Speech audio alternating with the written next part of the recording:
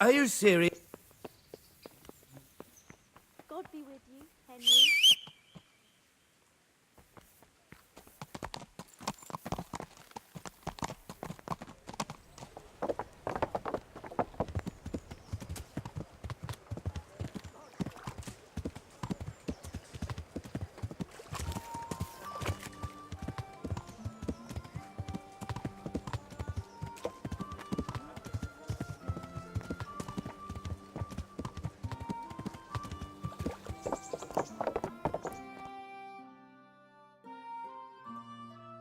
Ah, Hal. Are you going to the meeting with Margrave Jobst as well? I am.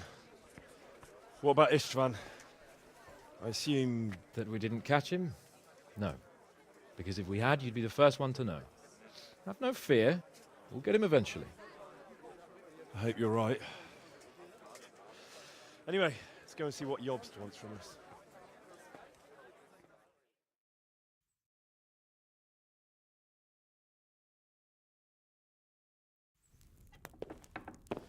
My lords, Christ's blessings on you all.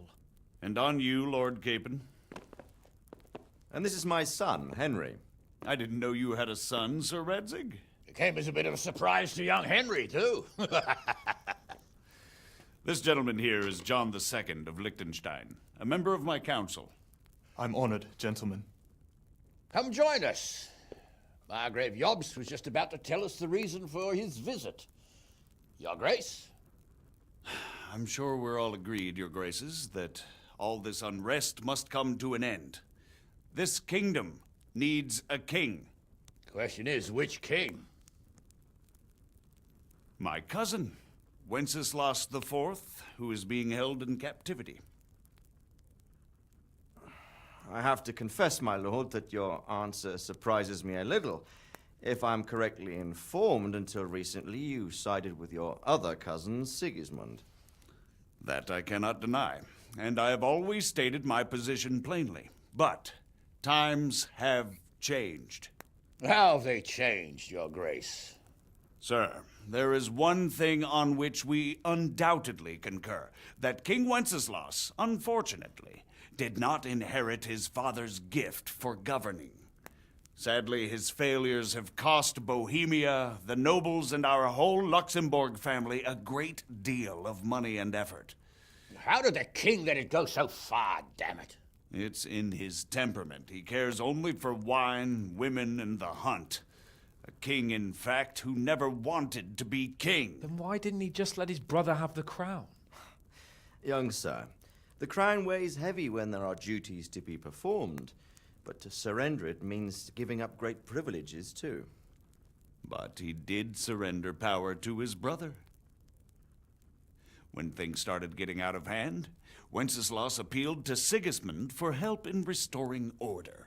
What, you're saying Wenceslas invited him here? This is starting to make my head spin. Actually, it makes sense when you think about it.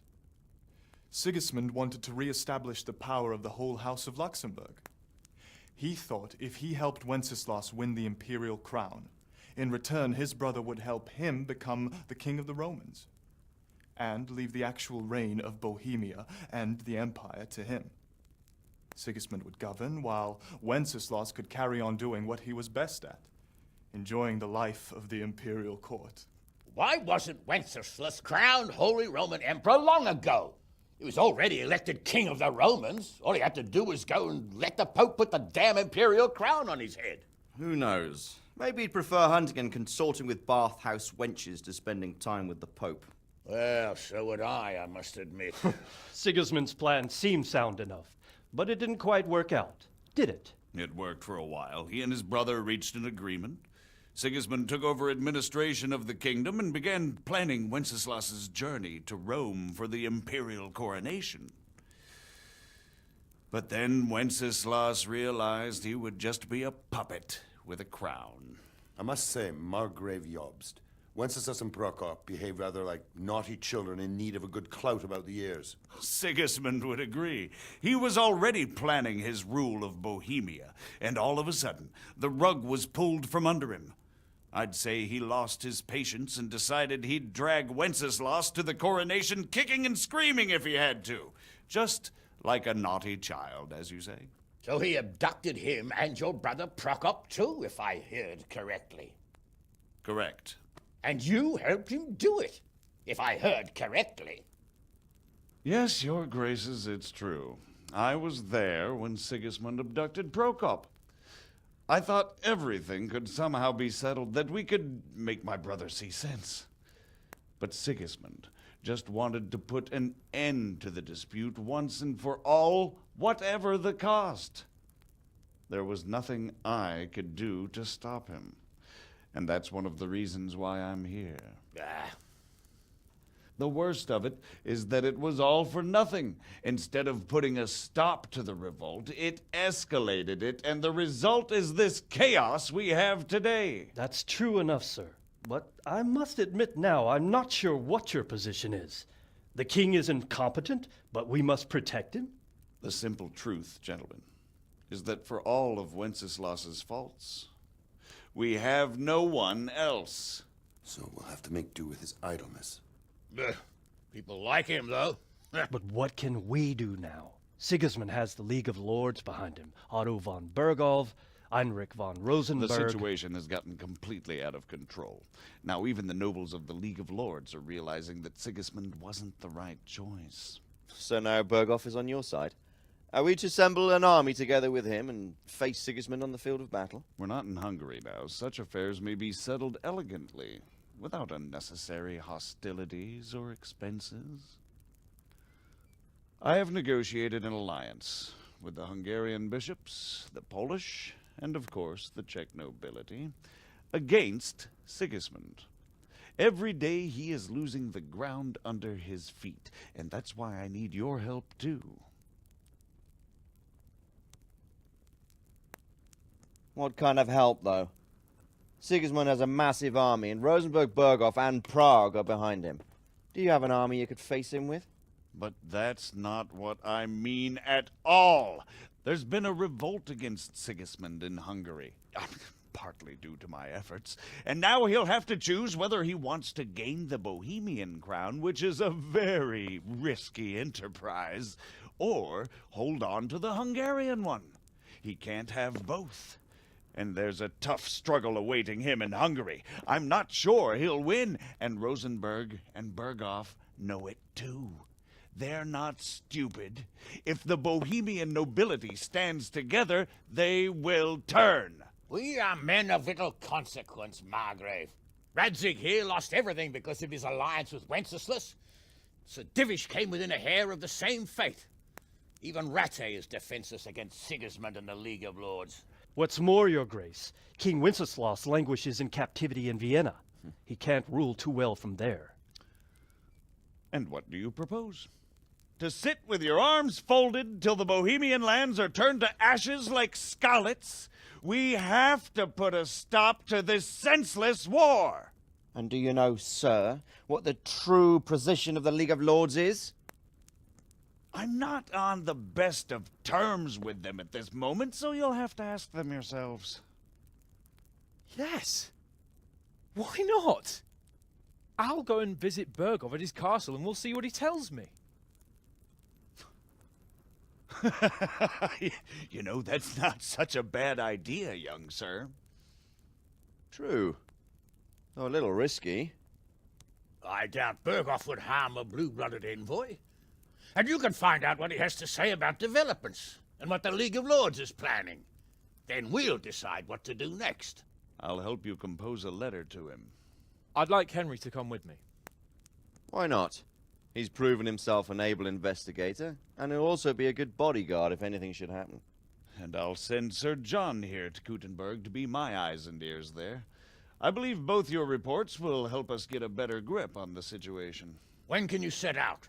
Just as soon as I've packed my things. Excellent. Margrave Jobst and I will draft a letter. Get ready, and we'll meet back here.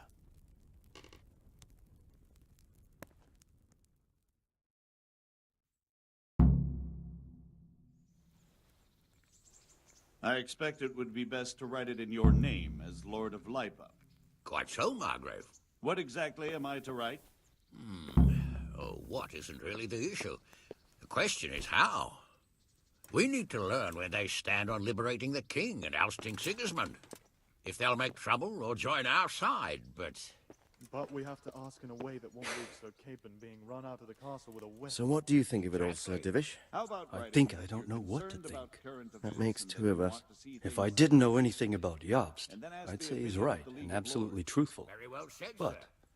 And I've heard what too they want much to do about him already. freeing King Wenceslas. Likewise. But I do feel he's the one with the best chance to put things right. Well, we'll see what we learn from Bergov. If the League of Lords stands with Sigismund, then our chances pale, in spite of everything Jobst said. We shall see. We shall see. Couldn't have put it better myself. So, it looks like you're off on a mission. Yes. I can't wait. I don't want to dampen your spirits, my boy, but watch out. These are evil times, and who knows what can happen along the way. Not to mention that Bergov is no saint. Don't worry. I know. You've shown you can fend for yourself, but do take care. You'll be traveling as Lord Capon's bodyguard. You'll be there to make sure nothing untoward happens to him. Keep your eyes peeled and your ears wide open. What Bergov tells you is one thing, but what you see may be quite another. Rest assured, Father. And don't get embroiled in anything else. Just hand over the letter, hear out his reply, and return. Yes. Very well. Bergov is at Trotsky Castle. I think you'll find it quite an eye-opener. It's one of the finest castles in the land. It's 3 days' ride from here, so unless you hit a snag along the way, you'll be back soon enough. Any questions? I'm getting a bit lost in the Luxembourg lineage. It all seems a bit too tangled. The Luxembourgs have ruled the Empire and Bohemia for almost 100 years now. Emperor Charles brought this land to prominence. When he was in power, things had never been so good. Wenceslas and Sigismund are his sons, but by different mothers. Jobst and Prokop are their cousins. They were entrusted with governing Moravia. But instead, they've been in a bitter armed feud for years, and now Sigismund's fallen out with Wenceslas. Wenceslas also had another brother, the youngest, John of Görlitz, who was most probably poisoned. They seem like a hot-blooded lot. It's hard to keep up with their affairs, since they tend to change their alliances from one day to the next. Who is he really, this Jobst? The cousin of King Wenceslas? He's the Margrave of Moravia. I admit I don't know what to make of him myself. Until recently, he was allied with the League of Lords. For a time, he even served Rupert of the Palatinate against the king. And now suddenly, he's reversed his position. I don't know what led him to do it, and one can't help being suspicious. It's best to keep a watchful eye on him. But he really is the leader of the resistance against Sigismund these days. We'll just have to see how it all turns out. I'm a bit concerned so many people seem to think so little of King Wenceslas. You knew him, didn't you? What's he really like? Well, there's no straightforward answer to that question. He certainly makes a great hunting and drinking companion, but he can be very fiery and impetuous when things don't go how he'd like them.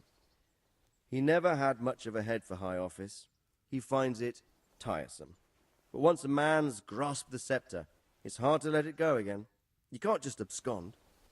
You've seen for yourself what happens when he disappears for a few months. Better a bad but legitimate king than a bloody war over the throne. Who is this Prokop that Job spoke of? Jobst's brother, the king's cousin. He and Jobst warred over Moravian supremacy for years. Then they were allies for a while, betrayed Wenceslas and sided with Rupert of the Palatinate. But after Sigismund abducted Wenceslas, Prokop fomented a revolt against him, and Sigismund had him captured. Politics. Make of it what you will. I, for one, can't make head or tail of it most of the time. The League of Lords and that Bergov we're off to see. Who are they exactly? The lords of the powerful houses. Heinrich of Rosenberg, Otto of Berghof, Heinrich of Radetz, and others. They're unhappy with the way their influence declined after Wenceslas surrounded himself with the lesser orders of nobility. They abducted the king years ago and made him bow to their will. They got away with it that time, and now they've joined forces with Sigismund and done it again. But now it seems that Sigismund's behavior is starting to rub them up the wrong way, so they may well be thinking twice. We'll see what Bergov has to say. I don't know all that much about Sigismund. He's the king's younger brother and king of Hungary in his own right. 7 years ago, he led a crusade against the Turks and was defeated at Nicopolis. Some say it was due to the recklessness of the French knights, most of whom were mercilessly slaughtered. Sigismund is ambitious and capable. He might well make a better ruler than Wenceslas, but he's arrogant, and to our misfortune, brutal. Not long ago, he himself was held captive by the Hungarian nobility. They dislike him as much as some of the Czech and German noblemen do his brother Wenceslas. Ironically, Wenceslas joined forces with Jobst to liberate him. And now this is how Sigismund repays his brother. There's no doubt about it, God does move in mysterious ways. Rupert of the Palatinate. That's a name I hadn't heard before today. Rupert is the Prince-Elector of the Palatinate. What's a Prince-Elector? The Prince-Electors are dignitaries of the Holy Roman Empire who have the right to elect the King of the Romans, who would then be crowned Holy Roman Emperor by the Pope. Rupert took the title for himself with the help of 3 other Prince-Electors, even though Wenceslas had already been appointed. Some of the nobility in the empire recognized Rupert's claim, but when he went to Rome to be crowned emperor, it turned into a fiasco. Now he's doing his utmost to get Wenceslas to acknowledge him, but so far without success. So, now we have 2 kings of the Romans. Jobst sided with Sigismund for a while, but now he's switched allegiance. He seems to do that quite a lot. That young man, Sir John of Liechtenstein. Why is he here? The Liechtensteins are a powerful Austrian family, with estates in Austria and Moravia. Sir John sits on Jobst's council. Since the king's being held captive in Vienna, I suppose it makes sense to have a powerful Austrian house as allies. It could be very useful. That's about all. Very well. Take the letter from Sir Hanush. And good luck, son.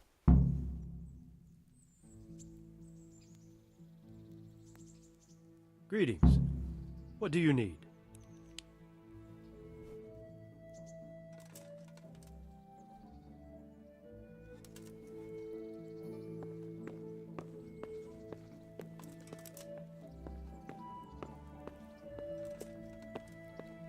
So, what do you think of Margrave Jobst, Bernard? From what I've heard about him, I wouldn't trust him if he told me rain was wet. I feel the same. It's never wise to trust a man who's turned his coat more than once. Exactly. And I don't buy that business with Procop. He double-crossed his own brother, and the rest is just his cover-up. On the other hand, if anyone has a chance to oust Sigismund and keep the nobility on his side, it has to be Jobst.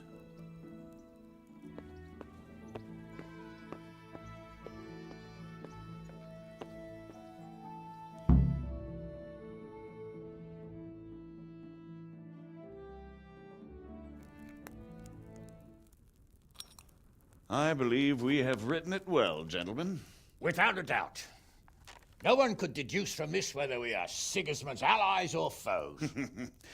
I must travel back to Brno now, but soon I will go to Brandenburg and I will stop here on the way back. By then, Sir Capon should be back and we can discuss how to proceed. Right.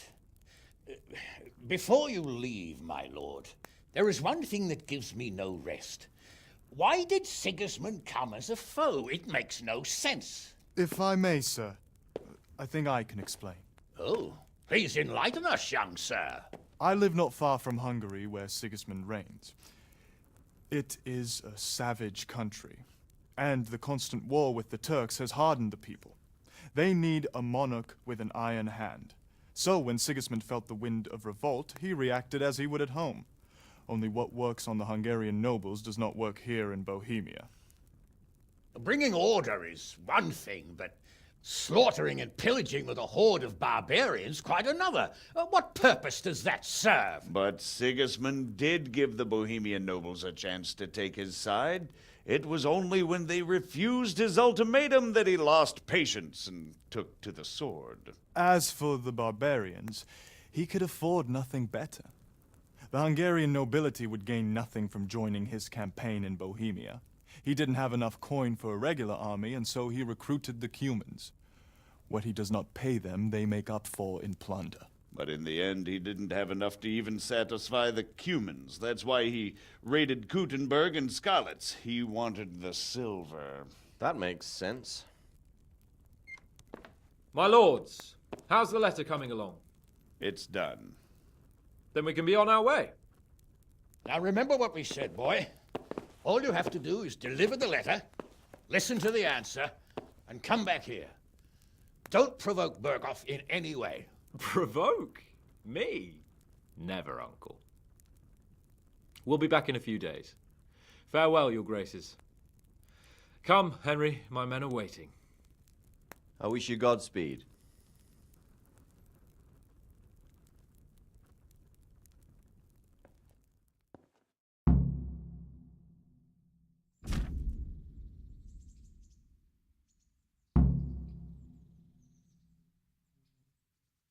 God save you, Henry.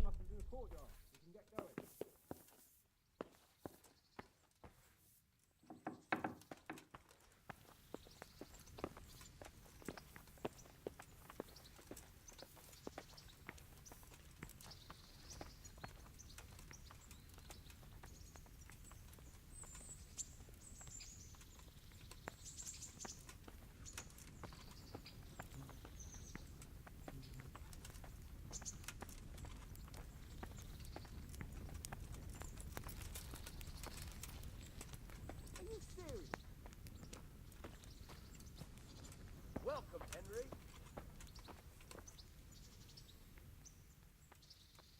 So, can we set off now, Henry? Of course. I can't wait. So, to horse! The Lord of Berghoff is bound to be waiting us eagerly.